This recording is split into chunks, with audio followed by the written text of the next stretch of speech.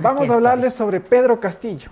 Pedro Castillo se posesionó ayer. ¿Quién es Pedro Castillo? ¿Quién es Pedro Castillo? Ha habido una serie de mitos alrededor del señor Pedro Castillo, por el origen que tiene, desde dónde viene y cómo llega a la presidencia, que de eso hay también una anécdota interesante. Así que vamos con la primera lámina del día y vemos lo que... Vamos con Anderson Boscan en la pizarra. Mi elaborada gráfica de presentación del día de hoy. ¿Quién es Pedro Castillo? El presidente del Perú ha tomado posesión ayer en medio de los honores que un presidente debe tener. Ha sido visitado por sus homólogos y mandatarios de la región. Ha estado incluso el jefe del Estado español acompañando la ceremonia. Vamos a revisar entonces cómo es que este gran desconocido llega a la política de primera línea, porque trayectoria política tenía, lo que no tenía era relevancia política. Y hay varias declaraciones que se definieron en torno al perfil de Pedro Castillo. Por ejemplo, si vamos con la siguiente lámina, por favor. Esa no era la siguiente lámina, pero está bien. La siguiente lámina era sobre las primeras declaraciones de cómo él llegaba a su tema político. Así que en ese sentido, lo que decía primero es que, por ejemplo, no somos chavistas ni marxistas, era lo que decía el señor Pedro Castillo cuando iniciaba en su camino hacia la presidencia de la República. Y también uno de los eslogans que marcó para que trate de encajar con la gente era diciendo: yo soy un peruano como tú. Y venía desde varios partidos, tú mencionabas uno de ellos que tenía una ideología distinta a la que está marcado hoy por hoy el señor Pedro Castillo. Pero ¿cómo llega a las elecciones? Llega por parte del partido Perú Libre. Perú Libre, que fue denunciado por Keiko Fujimori incluso de tener vínculos con Sendero Luminoso ahí por debajo de la mesa. Bueno, Keiko también tiene unos vínculos que no quiere que se hagan públicos, ¿no? O sea, tampoco estamos aquí para escuchar mucho a Keiko Fujimori, que el Perú tenía el problema de la radicalización del voto peruano. En Perú se había radicalizado el voto al punto que llega un radical de izquierda, un radical de derecha. El radical de izquierda, en realidad, este señor no ha tenido una militancia de izquierda de larga data. Ha sido un militante de partidos de derecha que no encontró cupo, no encontró forma de crecer en los partidos de derecha y dijo: bueno, me visto izquierdista, vendo el discurso populista y me subo a la camioneta, le juega el número y gana con 5 décimas sobre Keiko Fujimori para ponerse en la presidencia del Perú. Y también su forma de vestir, siempre con un sombrerito de paja, con un lápiz, representativo porque es maestro, siempre llegando a la gente, muy popular. Y eso es lo que marcó la diferencia con Keiko Fujimori. Sí, el eslogan de él fue determinante: un peruano como tú, decía él que era. Y ese es lo que vemos también en las láminas. Fue candidato también a la alcaldía de Anguía en Perú, así es como da sus primeros saltos en la política, pero se hizo visible en una de las protestas hacia la Asamblea Nacional, donde se exigía mejoras en el tema de educación, respeto para los derechos de los profesores también. Esta huelga fue determinante en 2017 y de allí se hizo también mucho más conocido su perfil político.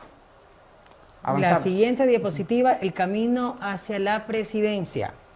Ahí hay una anécdota bastante notoria que recogían varios diarios internacionales. Por ejemplo, decía que él no tenía definido cómo iba a ser su camino hacia la política y una mañana se levanta y dice: es muy creyente el señor Pedro Castillo.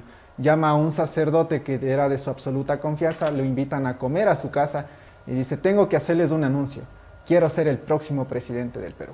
Y desde allí comienza toda esta trayectoria para meterse en las elecciones y para tratar de llegar a la presidencia. Se tiene que haber cagado de risa en mitad del almuerzo, para que veas que no hay que reírse de la gente que parece loca, ¿no? Ahí está, llegó a la presidencia. Así es, fue auspiciado, como ya lo comentabas, Jeff, por Perú Libre. No, mentira. Por Perú Libre. Otros presidentes de Perú fueron auspiciados por Odebrecht. Primera vuelta: Pedro Castillo, 20%. Keiko Fujimori, 13%. Segunda vuelta, 50.12% Pedro Castillo y Keiko Fujimori, 49.87%. Que es una de las críticas que ha habido de varios analistas políticos cuando dicen ni siquiera, es decir, que solo un tercio de la población tenía algún tipo de afinidad tanto con Keiko como con Pedro Castillo, y que allí era eso de estar entre la espada y la pared, de no saber por quién votar en la segunda vuelta. Claro, esto, bueno, también nos ha pasado en el Ecuador, ¿no? Un montón de veces. También nos ha pasado en el Ecuador, entre el menos malo y el menos peor. ¿Qué más?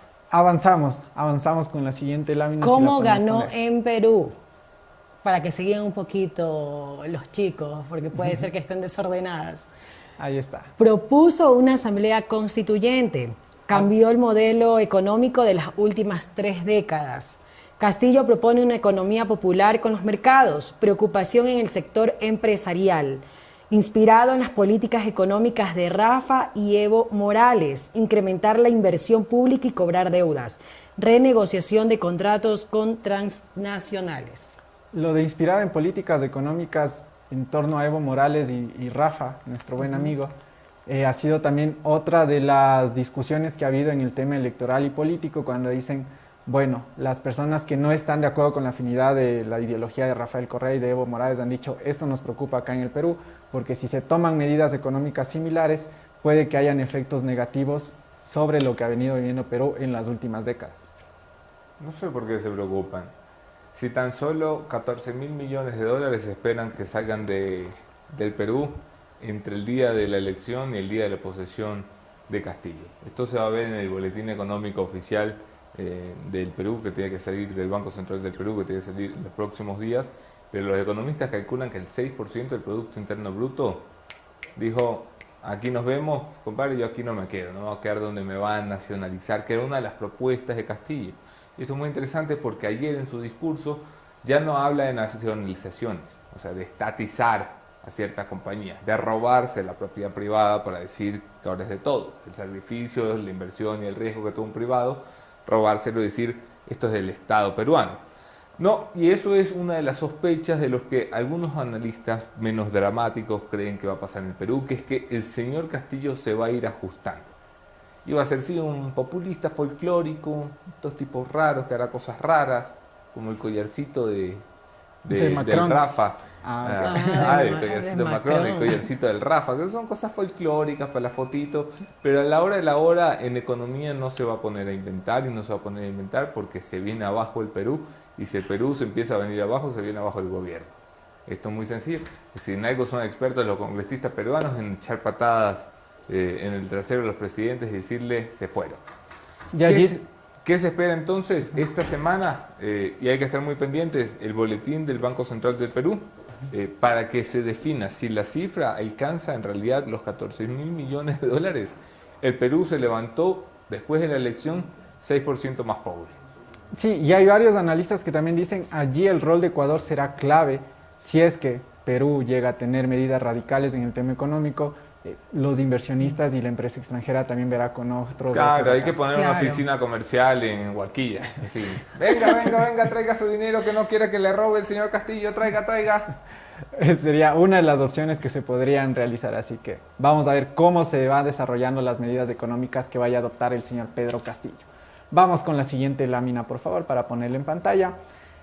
Esta es una pregunta de muchas personas. ¿En realidad el señor Castillo está en el corazón de los peruanos? Allí poco. ¿Por qué? Porque como les mencionábamos en las cifras de la primera vuelta, el 70% de los peruanos no querían ni a Keiko Fujimori ni a Pedro Castillo. ¿Qué es lo que necesita ahora el señor Pedro Castillo? Crear esta alianza con el sector empresarial y también con el legislativo, donde tampoco tiene mayoría y tendrá que llegar a estos acuerdos políticos. En cuanto a la región, ¿qué es lo que dicen varios analistas? Uno de ellos que colaboró en este reportaje, el señor Esteban Santos, decía que también sus aliados no están tan posesionados en el tema económico. Si hablamos de Argentina, Cuba y Venezuela, están atravesando un problema económico bastante fuerte.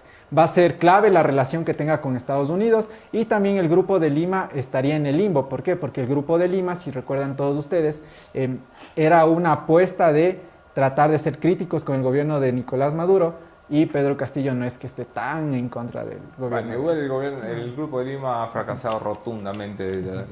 Fue uno de los que tuvo la idea de poner ahí a Guaidó de presidente y mira tú cómo ha salido este bochorno. ¿Va a ser difícil para Castillo gobernar? Sí, es difícil gobernar el Perú, un país con complejidades políticas muy diferentes. Ahora el Ecuador las está viviendo y las va a vivir sobre todo en el siguiente año, cuando se acabe el romance entre las bancadas y la multipolaridad de fuerzas políticas en el Parlamento empieza a marcarle presión al Ejecutivo. Eso es la historia del Perú de toda la vida. El poder no está concentrado en manos de una sola persona, está dividido Hoy, en fuerzas consideradas de oposición, el gran reto de Castillo va a ser tratar de gobernar de la mano de la gente y en contra del Parlamento. Allí estará el reto. ¿Qué más tenemos, Mani?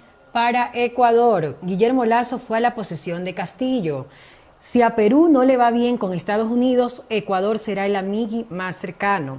No había lío con Perú en la relación con la Alianza del Pacífico, pero aún no se sabe qué postura tendrá Castillo sobre eso. La migración venezolana que podría repercutir en Ecuador. Que era otro de los puntos importantes que bien mencionaba la Moni al inicio Así del es. En Caliente. El tema de migración venezolana, que será también clave, y sobre todo a ver cómo se dan las consecuencias de este tema en cuanto tanto para el Perú como para nosotros como país. Claro, aquí hay varios efectos recogidos por Sanguña en este reportaje. El primero de ellos tiene que ver con la cercanía a Estados Unidos. El país más cercano de la región a los Estados Unidos es Colombia, un país con cercanía económica, militar, de movilidad humana, un histórico y tradicional aliado de los Estados Unidos. El segundo país más cercano a los Estados Unidos es Perú, o era. Habrá que ver cuál es la postura y yo creo que el señor Castillo va a reflexionar y les apuesto